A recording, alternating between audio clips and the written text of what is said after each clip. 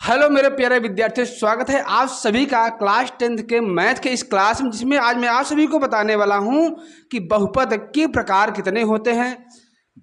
एक द्विघाती बहुपद क्या होता है, रेखीय बहुपद क्या होता है, या बहुपद के पद के आधार पर कितने प्रकार के होते हैं, वो सभी मैं आप सभी को बताने वाला हूं। दोस्तों, उम्मीद करते हैं कि आप सब बढ़िया होंगे, अच्छे होंगे, लाजवाब होंगे और आप सबकी पढ़ाई भी बेहतरीन तरीके से चल रही होगी। दोस्तों, अगर आप लोग हमारी यूट्यूब चैनल पर नए हो तभी तत्काल हमारी यूट्यूब चैनल को सब्सक्राइब कर लीजिए। चलिए दोस्तों, शुरुआत करते हैं, समय बर्बाद ना करते हुए शुरुआत करते हैं कि जो बहुपद के प्रकार हैं वो कितने प्रकार के होते हैं। तो चलिए शुरुआत करते हैं। जो आपका बहुपद है, बहुपद आपका दो प्रकार का होता है। एक होता है आपका घात के आधार पर, एक होता क्या, पदों की संख्या के आधार पर। किसके आधार पर? पदों की संख्या के आधार पर। किसके आधार पर? पदों की संख्या के आधार पर। ठीक। एक क्या होता है, घातों की संख्या के आधार पर। किसके? घातों की संख्या के आधार पर। किसके आधार पर? घातों की संख्या के आधार पर आपका होता है। यानी जो बहुपद होता है, बहुपद आपका दो प्रकार होता है। एक पदों की संख्या के आधार पर। अच्छा, पद क्या होते हैं हमने चर्चा नहीं किया था। चलिए शुरुआत कर देते हैं। पद, पद क्या होता है? पद क्या होता है, देखिए, जैसे हमने कोई भी बहुपद लिख दिया, जैसे लिख दिया x² + 4x + 6, तो प्लस और माइनस के आसपास जो भी जितने भी रहे पद, जितने भी चर रहे हैं या चर रहे हैं या बीजी व्यंजक हो, वही हमारा पद। देखो, प्लस के पहले एक ये है, एक ये है, फिर एक ये है, यही क्या कहलाता है? पद। एक पद हो गया, द्विपद हो गया, तीन पद हो गया, इसी को हम पद कहते हैं। जैसे हमने लिख दिया x² - 4 लिख दिया, इस माइनस के पहले एक व्यंजक है, एक माइनस के बाद में है, ये कहलाएगा, यही कहलाता है हमारा पद। कितने पद हैं? एक और दो पद हैं। तो दोस्तों, यही क्या है, तो किसी भी बहुपद में प्लस माइनस के पहले जो भी पद रहे, जो भी व्यंजक रहे, उसी को हम क्या कह देते हैं? उसी को हम पद कह देते हैं। तो उम्मीद करते हैं आप सभी को पद ये समझ में आ गया होगा। चलिए शुरुआत करते हैं। पदों की संख्या के आधार पर अगर देखा जाए तो बहुपद कितने प्रकार का होता है। तो अगर पदों की संख्या के आधार पर देखा जाए ना, तो जो बहुपद होता है आपका, एक होता है आपका एक पदीय बहुपद। क्या होता है? एक पदीय बहुपद। ठीक, क्या होता है? एक पदीय बहुपद।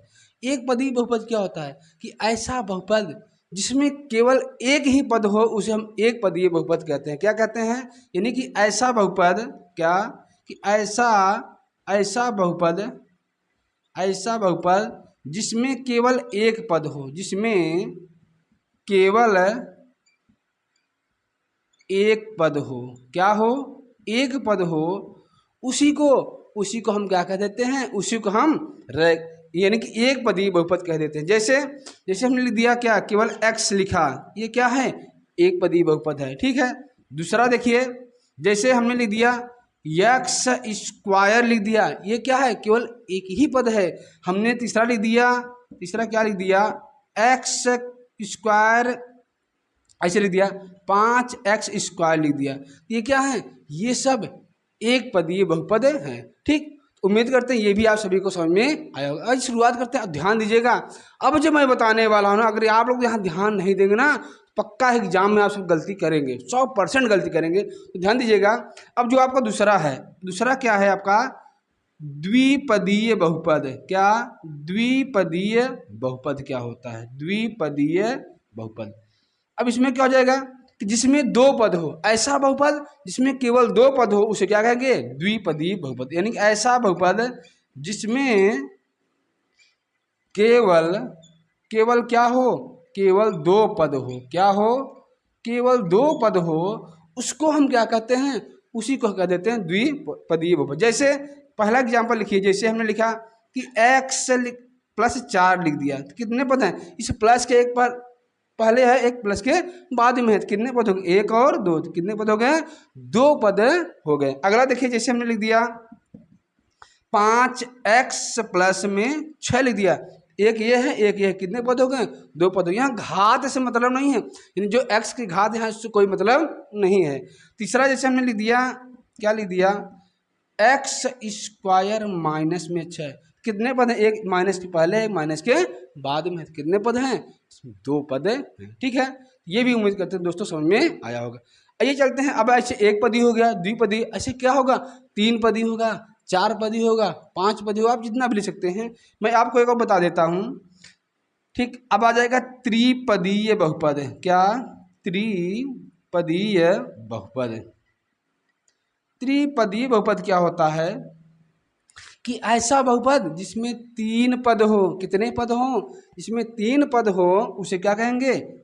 त्रिपदीय बहुपद। ऐसा बहुपद जिसमें जिसमें केवल जिसमें केवल तीन पद हो। क्या हो? इसमें तीन पद हो, उसको हम क्या कहेंगे? त्रिपदीय बहुपद कहेंगे। जैसे हमने लिख दिया x square plus 4x plus में 6, कितने पद है? एक, दो, तीन। और लिख दिया हमने x 2x square minus 5x minus 11, एक, दो, तीन, कितने पद हैं? तीन पद हैं। ऐसे आपका चार पद आ जाएगा, ऐसे पांच पद आ जाएगा, ऐसे छह पद आ जाएगा। ठीक है, तो उम्मीद करते हैं ये संख्या के आधार पर जो बहुपद का प्रकार है आप सभी को अच्छे समझ में आया होगा। आइए दोस्त शुरुआत करते हैं, जो कि मोस्ट इंपॉर्टेंट है आपका, क्या? घातों की संख्या के आधार पर। किसके आधार पर? घातों की संख्या के आधार पर बहुपद के प्रकार। अगर देखा जाए इसमें सबसे पहला होता है आपका रैखिक बहुपद। क्या होता है? रैखिक बहुपद। कैसा बहुपद?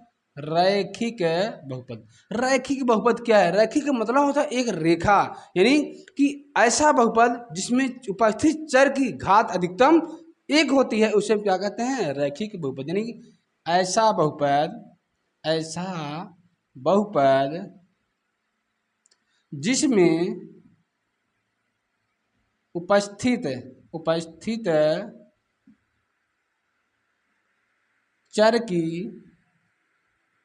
चर की अधिकतम घात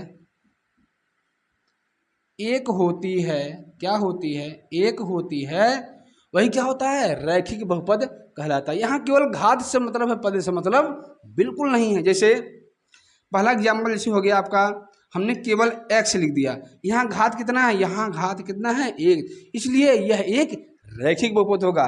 दूसरा हमने लिख दिया जैसे 5x प्लस में 6 लिख दिया, यहाँ जो चर की घात कितना है? एक है, तो वो क्या होगा? रैखिक बहुपद। जैसे हमने लिख दिया 5x माइनस में 9 लिख दिया, तो ये भी क्या है? ये भी आपका रैखिक बहुपद है। अब इसमें आपसे पूछ लेता है कभी कभी बहुकल्पी में, क्योंकि बहुत ही इंपॉर्टेंट है, ये सभी आप सभी को मालूम होना चाहिए। अगर आपको ये बहुपद के प्रकार, जैसे रैखिक बहुपद क्या होता है, और आगे इसके बाद आप पढ़ेंगे ना रैखिक समीकरण क्या होता है, इसके बाद इसी में रहता है द्विघाती बहुपद, फिर इसके बाद अगले वाले चैप्टर में पढ़ेंगे आप क्या पढ़ेंगे जानते हैं? इसमें आप पढ़ेंगे आप द्विघाती समीकरण। तो आपको अगर बहुपद मालूम हो जाएगा घातों की संख्या के आधार पर, आपको रैखिक समीकरण, द्विघाती समीकरण बेहतरीन तरीके से समझ में आएगा। ठीक है, चलिए शुरुआत करते हैं। अगला आपका है जो है क्या?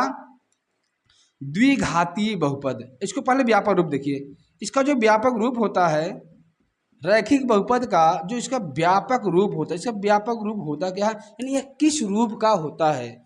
तो जो इसका व्यापक रूप होता है ये होता है ax plus B plus B. क्या होता है? ax प्लस बी, जहाँ a does not equal to 0, यानी जो a का मान होगा a का मान 0 नहीं होगा। ऐसे आपको हो जाएगा। अगला वाला जो होगा द्विघातीय बहुपद। क्या?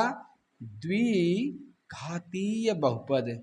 द्विघाती बहुपद क्या होता है?